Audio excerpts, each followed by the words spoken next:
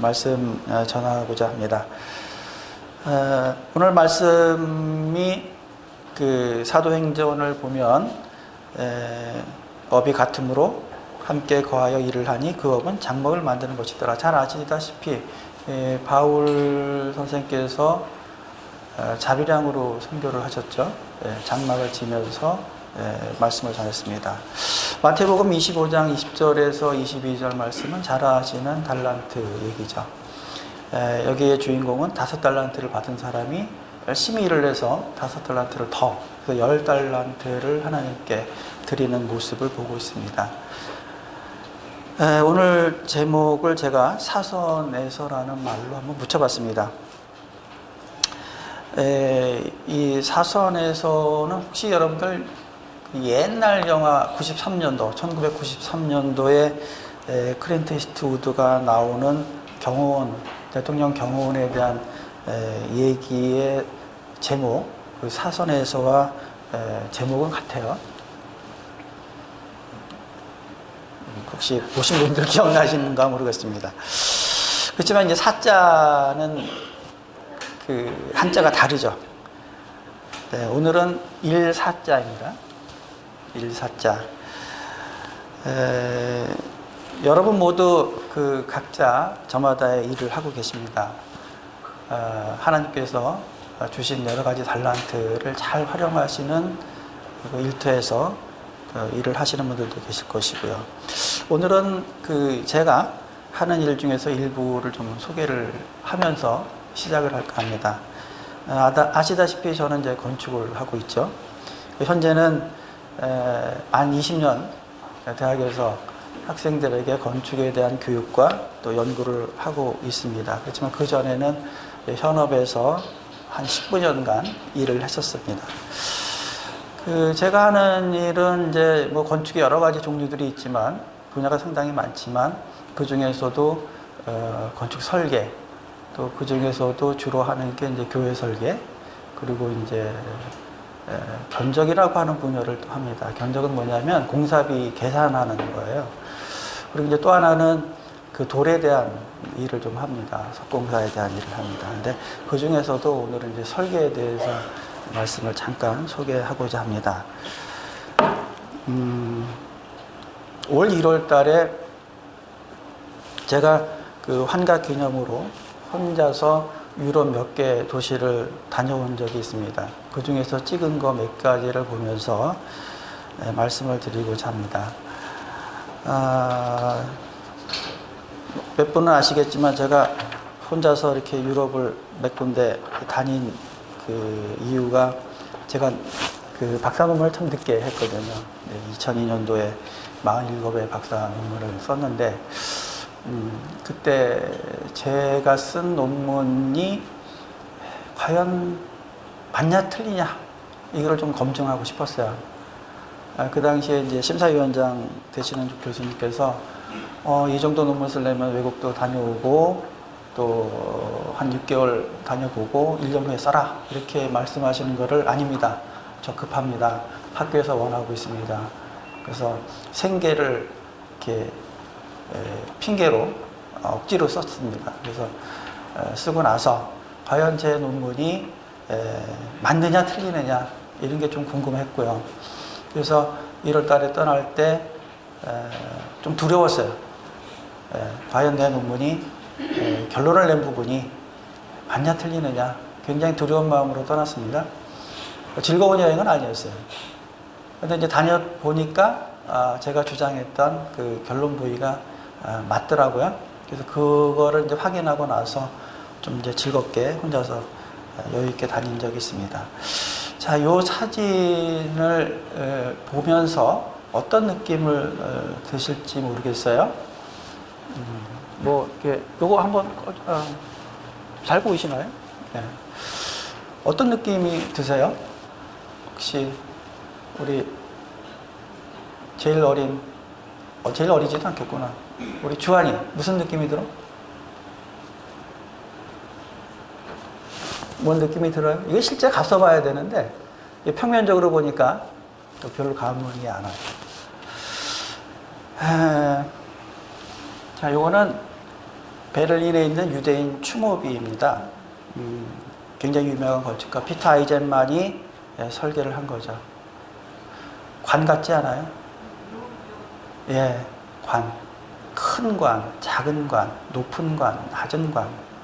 많은 사람들이 이 사이를 걸어 다녀요. 걸어 다니면서 많은 것을 느끼죠. 그 작년에 우리 미가 오빠랑 40일간 유럽 여행을 하면서 이 장소에서 아무 설명도 안 들었는데 그렇게 울음이 나왔다 그래요. 그렇게 울었대요. 나중에 오빠가 이 장소가 유대인 층업이다 이런 얘기를 하고서야 자기가 운 이유를 알았다고 하더라고요.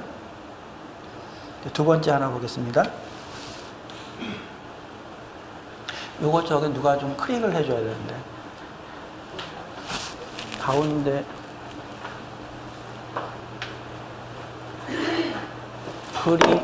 그림에다 놓고 클릭을 좀 해주세요.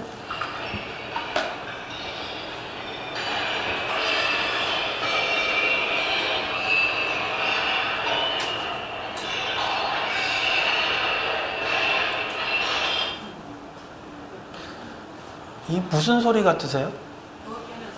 돌 깨는 소리. 돌 깨는 소리. 또 다른 뭐 느끼시는 거 없으세요? 네? 철로 기차 가는 소리.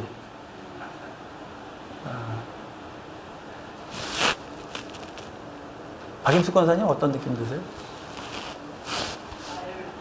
발발굽 같은 소리. 뭐 그렇게 들릴 수도 있고요. 이 장소는 유대인 박물관의 메모리얼 보이드라고 하는 장소예요. 다음 거 넘겨줄까요? 영화는 다음 거 좀 넘겨줘요. 됐다. 유대인 박물관의 그 외형입니다. 그림이 조금 흐려서 잘 안 보이는데요. 이거는 그 베를린에 있고요. 유대인 출신인 다니엘 리베스킨트라고 하는 작가가 설계를 한 거예요. 그 외관을 보면은요, 인면의 창이 일반적인 창의 형태가 아니에요. 막 찢겨져 있어요. 난도질 당한 그런 사선으로 찢겨져 있고, 그 오른쪽에는 모형인데 위에서 보면 건물의 표면 형태도 막 찢어져 있는 듯한 그런 느낌을 주죠.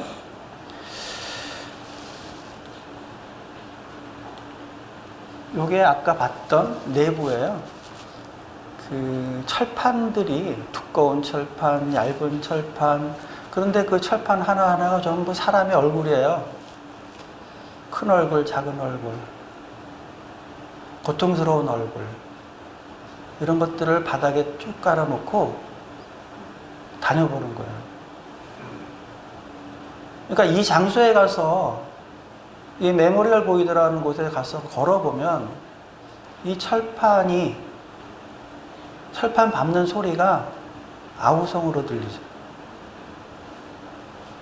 고통의 비명소리. 굉장히 여기를 밟아보고 마음이 우울했어요. 다음 거 한번 볼게요. 이거는 이제 프랑크푸르트의 그 굉장히 유명한 그 쇼핑거리에 있는 마이 제일이라고 하는 쇼핑센터예요. 그 프랑크푸르트를 떠나기 전날 가장 번화한 거리를 거닐고 싶어서 한번 갔다가 우연찮게 보게 됐습니다. 저는 이 건물을 보고서 굉장히 놀랐어요. 아니, 어떻게 이렇게 설계를 할 수가 있을까? 지금 이게 사진이다 보니까 여러분들이 큰 감흥이 없을 거예요. 근데 실제 가서 보면은요, 저 가운데 있는 구멍이 그 구멍을 통해서 빨려 들어가는 듯한 느낌을 줘요. 그러니까 휴거. 저는 저 건물을 보는 순간 휴거를 생각을 했어요. 휴거가 저런 느낌이 아닐까. 건축적으로 표현하면 저런 느낌이 아닐까. 빨려 들어가는 느낌. 물론 이 작가는 그런 생각을 갖고 설계는 하진 않았을 것 같아요. 이게 쇼핑센터 보니까 지나가는 사람들이 자기는 모르게 빨려 들어오는 아마 그런 느낌을 주고자 설계를 하지 않았나 싶어요. 다음 하나 더 볼까요? 자, 요거는 그 강릉에 있는 그 반석교회의 투시도와 실제 건물 지어지고 이제 막바지에 지어지고 있던 모습입니다. 이거 제가 2001년인가 2002년도에 설계한 거거든요. 이 설계를 할 당시에 그 반석교회 교인들 350명을 놓고 설명을 한 적이 있었어요. 그래서 많은 350명의 교인들이 모두 그 감동을 받고 흔쾌하게 제가 디자인 설계를 그대로 받아들인 그런 작품인데요.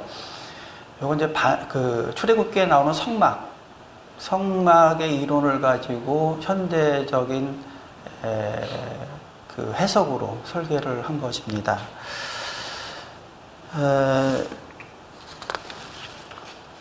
그래서 뭐 자세하게 설명은 못 드리겠지만 아무튼 뭐 저는 그 외부에서 요즘은 좀 뜸하게 설계 의뢰가 들어오지만 교회 설계를 해달라고 하면 이건 일단 기본적으로 성막이라고 하는 이론을 가지고 설계를 풀어 나가죠. 네, 영상은 이렇게 좀 보시고요. 이건 나중에 볼 건데, 네, 오늘 주제는 일이죠. 1사자로 시작이 됩니다. 말씀에서 보셨다시피 바울은 장막을 지었고 또 예수님께서도 이상하게 목수의 일을 했어요. 근데 뭐 어떤 뭐 성경 그 연구자는 목수가 아니라 석공이다 뭐 이렇게 얘기하시는 분들도 있어요. 어쨌든 간에 목수나 석공이나 그 당시에는 집을 짓는 업이죠. 그래서 하필 왜 바울이나 예수님은 집과 관련된 일을 하고 계셨을까 하는 생각을 해봅니다. 당시에 많은 직업이 있었어요. 농부도 있고 어부도 있고 뭐 광업하는 사람, 또 세리, 선생도 있었고 상인, 또 음악하는 사람, 군인, 의사, 재판관, 세무공무원 굉장히 많은 직종들이 성경에 나옵니다. 그런데 왜 하필 바울이나 예수님은 집과 관계되는 일을 했을까? 그래서 나름 또 그렇게 생각을 해봤어요, 제가. 이분들이 복음을 전하면서 우리가 천국에 갔을 때 있을 곳을 미리 예비하시고자 집을 짓는 업을 하진 않았을까? 그런 또 추측을 한번 해봤어요. 이거에 관련돼가지고 이제 전에 담임 목사님하고 이제 그런 농담을 한 적이 있었습니다. 혹시 담임 목사님이 신학하기 전에 전공을 뭐 했는지 아세요? 관광을 했어요, 관광. 그러니까 78학번이거든요. 7, 8학번인데 제가 7호학번이고. 그 당시에는 외국 가기가 참 힘들었어요. 그래서 뭐 지금도 그 여학생들이 스튜어디스 굉장히 선호하는 직업 중에 하나가 돼 있지만 한때는 좀 이렇게 그렇게 선호하진 않았지만 그 당시에는 굉장히 선호했던 직업 중에 하나가 스튜어디스죠. 왜냐, 외국 가기가 참 힘들었거든요. 남자들도 가기 힘들었어요. 군대를 일단은 갔다 와야 갈 수가 있고 그러던 상황이었어요. 그래서 왜 관광과를 가서 했더니 외국 가고 싶어서 그래서 관광과를 갔다고 그래요. 가이드 되고 싶어가지고 갔다고 그럽니다. 담임 목사님이 1985년도에 그 공인중개사 시험이 있었거든요. 1회. 거기에 또 합격을 했었어요. 그래서 그 두 가지를 보면서 제가 담임 목사님한테 이제 그런 얘기를 했어요. 참, 굉장히 은혜롭다. 목사를 하면서 이렇게 그 전에 관광을 하고 또 공인중개사를 취득을 하고 이거 너무 결부되는 거 아니냐, 목사 일과. 왜? 성도들을 천국으로 가이드하고 또 천국의 집을 장만해주고 굉장히 참 좋은 터전을 마련한 거 아니냐, 뭐 이런 그 농담을 한 적도 있었습니다. 조금 아까까지 본 건축 작품들은 건축가가 전달하려는 의도를 감동 있게 소통하고 있습니다. 조금 전에 봤던 그런 영상과 사진들은요, 사실 제가 학교에서 고등학생들 또는 요즘 중학생들이 자율학기제라고 해가지고 본인들이 앞으로 뭘 해야 되는가 탐방하러 이제 저희 과에 자주 옵니다. 그때 그 중학생 아니면 고등학교 3학년, 2학년 이 학생들을 놓고 설명을 할 때 쓰는 자료 중에 일부예요. 교회 설계를 여러 번 이제 설계를 했던 저는 성경의 메시지들을 건축의 공간과 디자인에 반영하고자 노력을 합니다.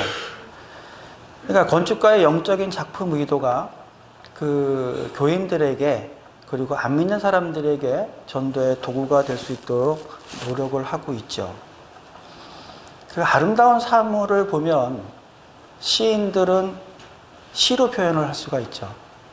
물론 시인만 시로 표현하지는 않아요. 나이가 50 이상 되면 뭘 보면은 시상이 떠오르고 막 그렇죠.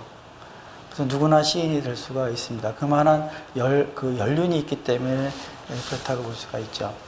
화가들은 또 어떻게 표현합니까? 그림으로 표현합니다. 조각가는 조각으로 표현합니다. 사진작가는 사진으로 표현을 하죠. 우리 건축하는 사람들은 건축으로 이렇게 표현합니다. 물론 대충 그냥 건축법규에 맞춰가지고 건축주가 요구하는 최대한의 면적으로 설계를 해서 아무 의미 없이 하는 사람들도 있습니다. 그러나 제대로 된 건축 철학을 가지고 있는 사람들은 본인들의 어떤 철학을 그 건축물에 담지요. 오늘 그 일에 대해서 말씀을 드리고 있는데 일을 한자로 쓰면 이제 이렇게 그 화면에서 보는 것처럼 이런 말이 됩니다. 여러분들 주보에도 제가 이제 간추려서 써놨는데 화면이 조금 어두우면 주보를 한번 보시면서 한번 보도록 하시죠.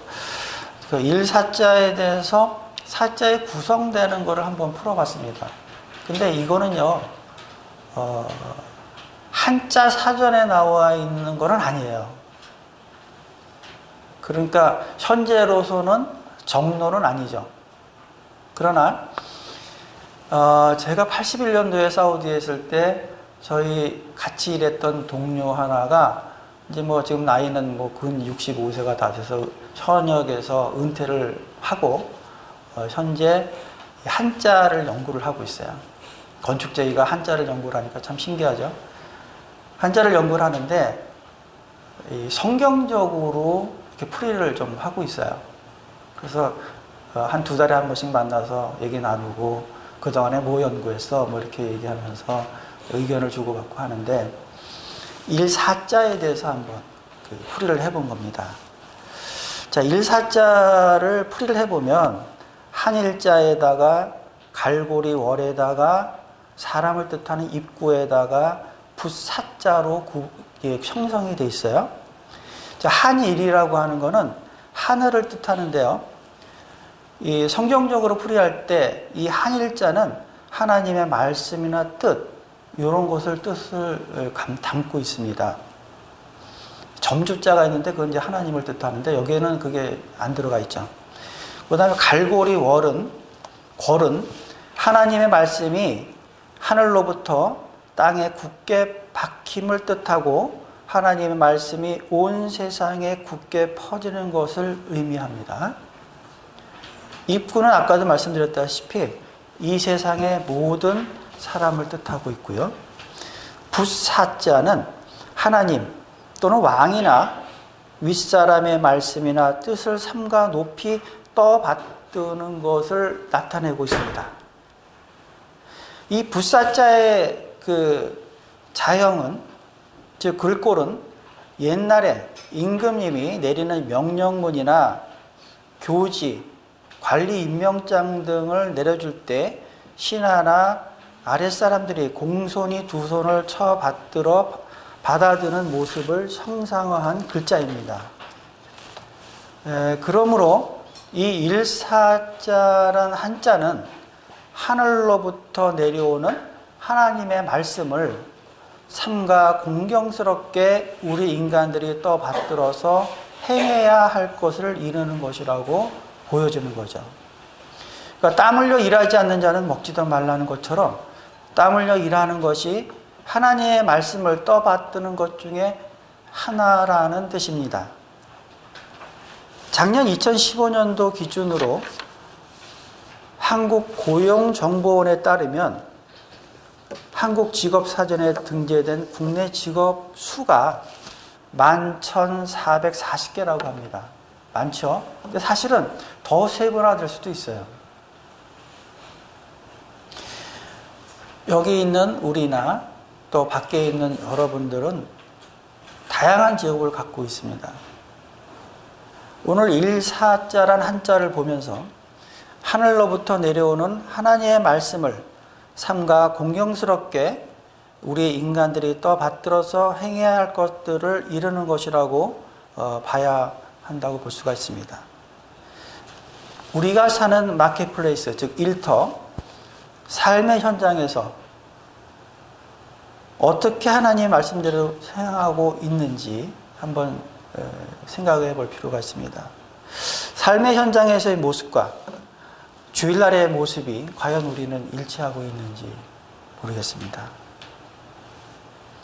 아까 앞전에서 영화 포스터 사선에서의 주인공은 대통령 경호원이에요. 그 영화를 잠깐 그 스토리를 보면 그 경호원이 케네디 암살 사건에서 실수를 해요. 태양이 좋다고 해서 태양 바라보다가 그 순간에 저격당하는 그런 스토리로 이제 시작이 되죠. 그리고 나서 이 경호원이 다시는 그러한 실패를 갖지 않게 하기 위해서 목숨을 걸고 대통령을 경호하는 그런 그 영화예요. 그 당시 93년도니까 제가 그때는 예수 안 믿던 시절이었는데 그 영화를 보고 굉장히 나름 감명 있게 봤었습니다. 굉장히 본인의 임무에 충실하게 하는 것을 봤어요. 경호원의 가장 아름다운 모습 아니면 가장 충성된 모습은 뭘까요? 바로 대통령을 몸으로 막는 거거든요. 그러니까 죽음을 불사하고서라도 대통령을 막는 것. 또 영화나 뭐 대통령 이렇게 지나가는 거 보면 경호원들이 차 양쪽에 4명이 서서 6명이 서서 딱 지나가기도 하고 감싸잖아요. 몸으로 막는 거거든요. 그것이 가장 영예로운 순간이 아닌가 싶어요. 경호원으로서. 세상에서는 그걸 순직이라고 얘기하죠. 하나님께서는 하나님의 크신 목적, 즉 하나님 나라 완성을 위해서 사람들을 선택하시고 또 그들에게 임무를 부여하십니다. 그걸 우리는 미션이라고 얘기하죠. 소명이라고 얘기합니다. 사회에서는 사명이라고 얘기하죠. 각 사람은 자기가 처한 위치에서 하나님의 부르심을 따라서 충성을 다해 그 부르심에 반응해야 합니다. 가장이면 가정에서, 또 직장에서, 또 교회면 교회에서, 학교면 학교에서 부르신 삶의 현장에서 최선을 다하는 것이 하나님의 뜻이라고 생각이 됩니다. 다만 그 최선이 하나님의 마음과 뜻에 맞아야 되겠죠. 본인은 열심히 하는데 그게 하나님의 뜻이 아니라면 얼마나 안타까운 것이겠습니까? 우리는 하나님께서 어떤 일로 부르셨을까요? 여러분들 각자마다 달란트들이 다 있을 것이고 또 목표가 있을 것입니다. 우리의 부르심의 현장은 어딘가요? 저희가 학교에서 학생들을 많이 면담을 하고 또 이렇게 얘기를 나눕니다. 자칭 크리스찬이라고 얘기를 하면서 상담하는 친구들도 많아요. 그런데 그 학생들의 학교 생활을 보면 이건 아닌데 하는 경우들도 많습니다. 전혀 본의 안 되는 학생들도 있어요. 그런가 하면 어떤 친구는 모든 것에 솔선을 해요. 자기 희생을 합니다. 그런 친구는 정말 이뻐요. 그런 친구는 시험을 잘 못 받도록 막 점수를 막 더 주고 싶고 또 더 줘요, 실제로. 예. 그게 하나님 마음 아닌가 싶어요. 아, 얘가 좀 실수를 하더라도 이쁜 거예요, 그냥. 평소의 모습이 너무 이쁘니까. 병원에 있는 환자도 아마 환자 나름대로의 사명이 있을 거예요.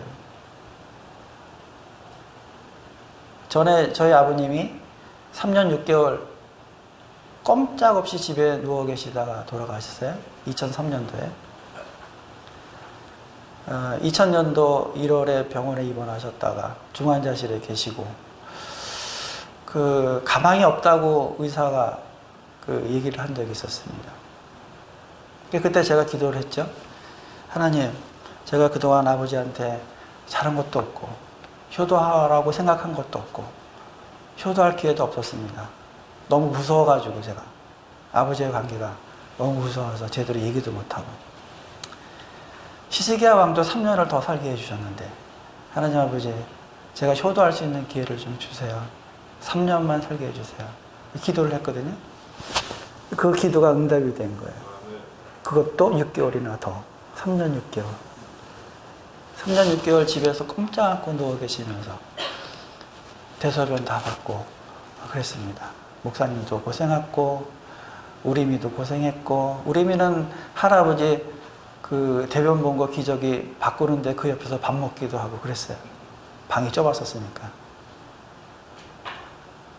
그 시절에 제가 아버지 이제 곁을 떠나면서 이제 학교 갈 때 그런 얘기를 합니다. 아버지, 오늘 우영이가 무슨 일이 있어요. 우아가 무슨 일이 있어요. 교회에 무슨 일이 있어요. 우리미가 무슨 일이 있으니까 아버지 누워서 기도하세요. 네, 그런 요청을 하고 떠나죠. 아마 아버지로서는 누워있지만 누워있는 동안에 3년 6개월 동안의 사명이 기도해 주는 것이 아니었나 싶어요. 그래서 저마다 다 사명이 있습니다. 사명이라고 하는 게 뭘까요? 사명이 거창한 게 아니라고 봐요. 우리가 맡고 있는 일, 우리가 현업에서 하고 있는 일, 집이나 가정이나 학생이나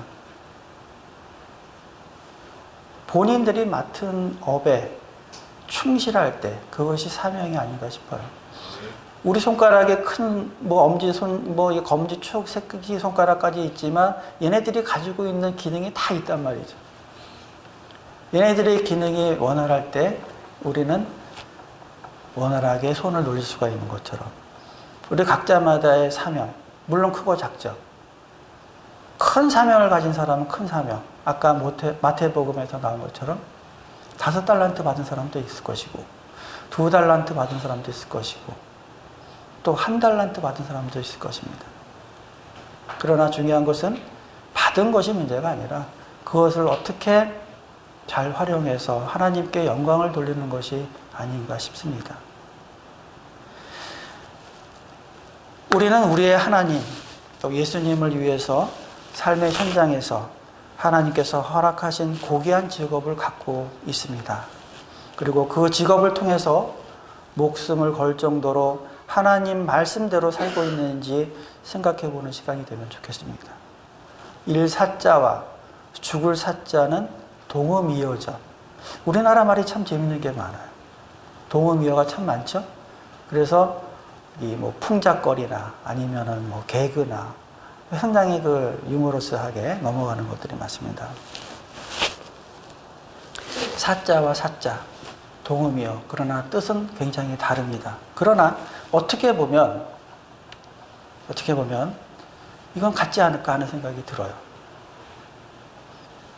우리 크리스찬은 주님을 위해서 죽을 각오를 하고 현재 하는 일을 하나님과 함께 할 수 있기 때문에 일 사자나 죽을 사자나 같지 않을까 생각을 해봅니다. 일 사자가 아까 뜻을 풀이한 것처럼 하나님께서 우리에게 주신 것을 끝까지 할 때 그 일 사자의 풀이가 되는 것처럼 일사자나 죽을 사자나 이거는 같지 않을까. 뭐 어떻게 보면 순교하고도 밀접하지 않을까. 일을 하다가 순교를 하고 일을 하다가 순직을 하고 사회에서 순직을 하면 얼마나 명예로운 것입니까? 참 뭐 이제 환갑 지나고 진갑을 이제 얼마 있다가 바라보는데 좀 생각을 해봅니다. 간혹 가다가 내가 학교에 있음으로써 가장 명예로운 게 뭘까? 가족들한테는 좀 미안하지만 좀 일찍이지만 학교에서 일을 하다가 하늘나라 가는 게 참 난 좋겠다. 물론 가족들이 볼 때는 좀 그렇죠. 네, 좀 더 돈도 벌어야 되고 하는데 그러나 저는 이제 그런 생각을 좀 해봅니다. 순직 얼마나 고귀하고 학교를 위해서 또 하나님을 위해서 일을 하다가 가는 게 얼마나 좋을까 하는 생각을 해봅니다. 오늘 이 시간 제가 하는 일에 대해서 하는 일 중에서 극히 일부 건축 설계에 대해서 예화를 들면서 일사자를 한번 생각을 해봤습니다. 여러분들이 하는 일이 앞으로도 또 영원토록 하나님 나라의 확장을 위해서 또 많은 이들에게 본이 되는 그런 일이 되기를 바라면서 오늘 말씀 마치고자 합니다. 감사합니다.